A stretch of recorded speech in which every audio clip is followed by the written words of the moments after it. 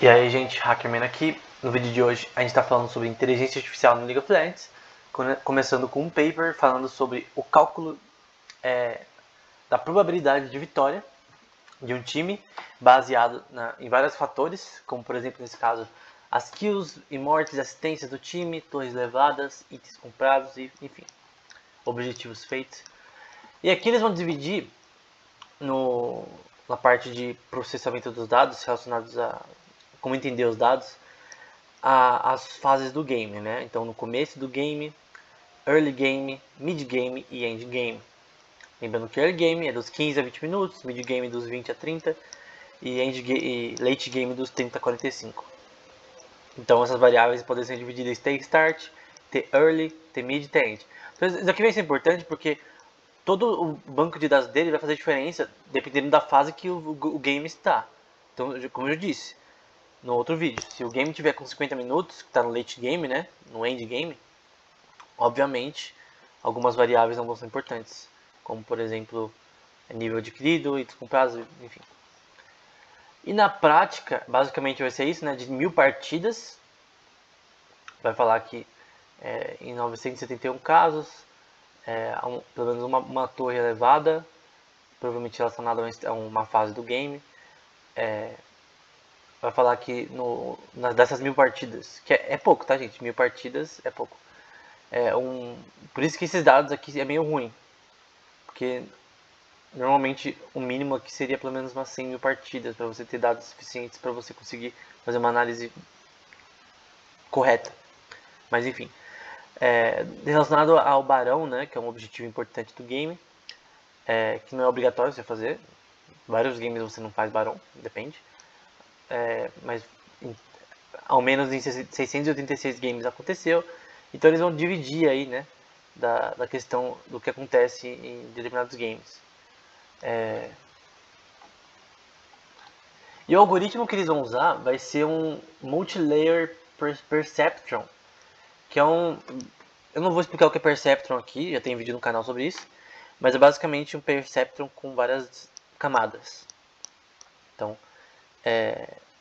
Perceptron é tipo, um algoritmo mais, assim, famoso... Assim, famoso não. É o mais antigo relacionado à inteligência artificial, um dos mais antigos. Só que esse daqui é uma versão mais adaptada para a tecnologia atual, né? E aqui nesse artigo a gente vai ter uma imagem que vai mostrar um pouco sobre isso. O Multilayer Perceptor, que você vai ter na parte da esquerda os inputs, que nesse caso vão ser os dados relacionados... Vamos supor que o input 1 são as mortes, kills e mortes e assistências dos jogadores. O input 2 poderiam ser as torres levadas. O input 3 poderiam ser o gold adquirido. O 4 seria, por exemplo, o nível de cada jogador. Então cada input aqui são os parâmetros que a gente viu antes, que vão ser usados para calcular a probabilidade da vitória de um time A ou B. E aqui na parte do meio nós vamos ter as camadas. Obviamente aqui só tem uma, mas aqui é só para representação visual mesmo. Numa inteligência artificial normal vai ter várias camadas. Nesse algoritmo também específico. E essas camadas elas vão ser chamadas de sinapses artificiais, né? Então, essa parte do meio ela vai mudar. Então, imagina que tem valores numéricos nessas bolinhas do meio e essas bolinhas vão mudando o valor conforme o programa vai aprendendo a reconhecer padrões. Então, no começo o programa vai errar muito, mas com o tempo ele vai começar a reconhecer padrões e começar a prever com mais acuracidade.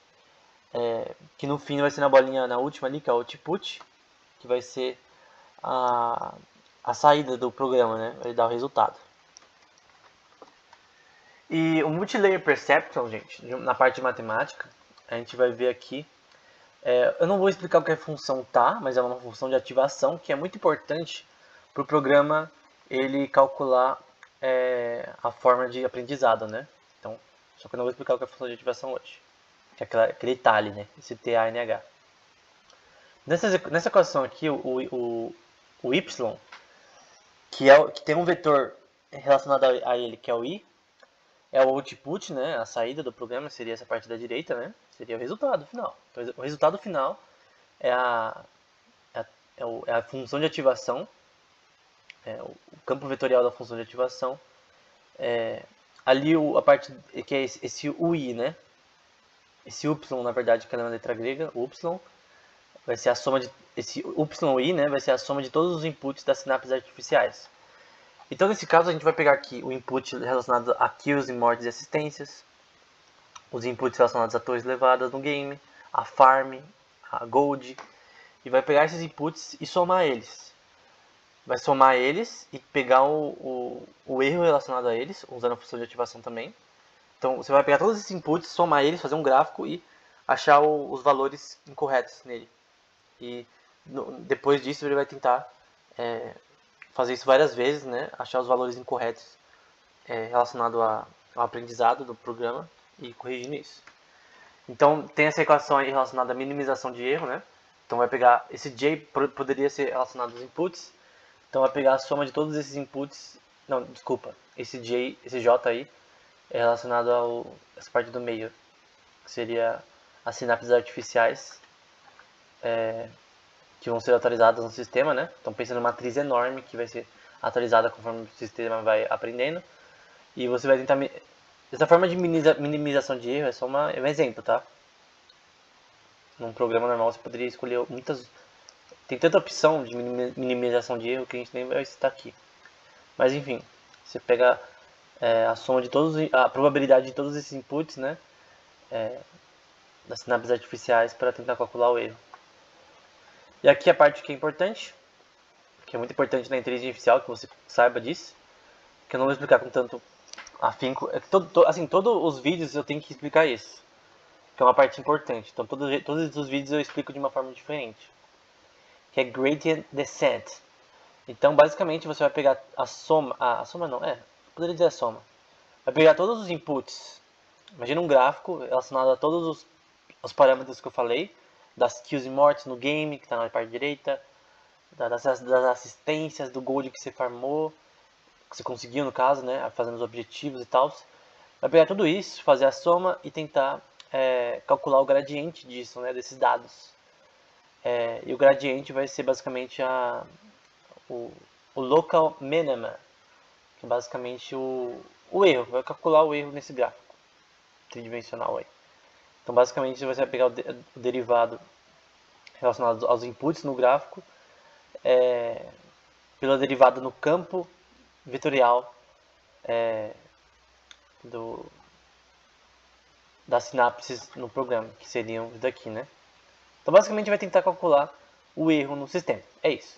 É isso que você tem que lembrar. Então o YI seria o output da sinapse anterior, que o YI na parte da direita da equação seria a saída, né, o resultado da sinapse anterior. Lembrando que a sinapse fica aqui no meio. Então, toda vez que o programa erra, ele vai voltar.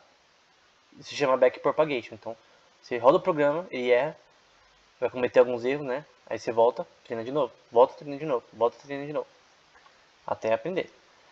Learning rate, que normalmente, por padrão, nessa área a gente põe como 0.1, eu vou mostrar na prática mais pra frente. E o J é o campo vetorial no local, né? Então, basicamente você vai tentar calcular a derivada relacionada ao campo vetorial das sinapses do sistema. Resumindo todas as coisas que eu falei, se não deu para entender, basicamente vai tentar calcular o erro no sistema.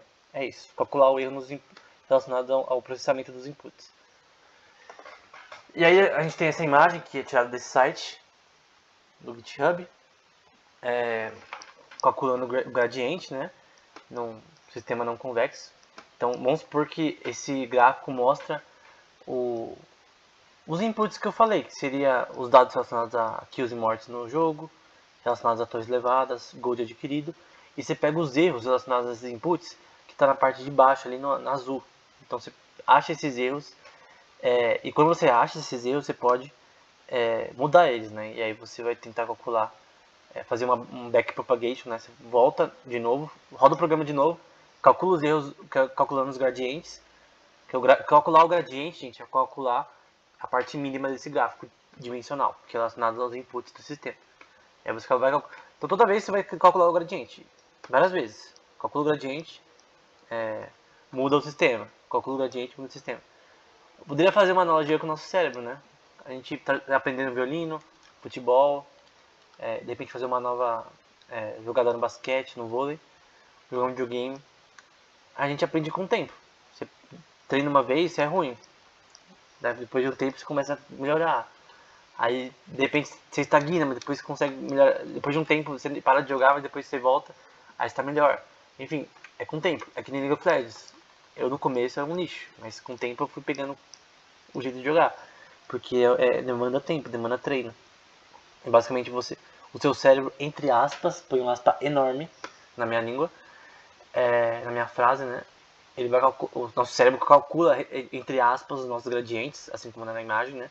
Os erros e tenta aprender desses erros para melhorar. Então é basicamente isso. Então essa é só a outra parte da equação, né? Relacionada ao cálculo do campo vetorial relacionado ao gradiente, que é esse daí. Então esse campo vetorial seria esses numerozinhos desse sistema cartesiano aqui, do Q1 e Q2, nesse caso, né, obviamente. E aqui a parte de atualizar a rede, né, de pegar tudo isso daí, das sinapses, né, e fazer uma coisa chamada backpropagation, né, você atualizar a rede do sistema, todos os inputs do sistema você atualizar para o melhor possível. Então basicamente isso está acontecendo aí. E a gente vai ver no próximo vídeo como fazer isso na programação, né? Usando a sklearn. Então era isso, gente. Até o próximo.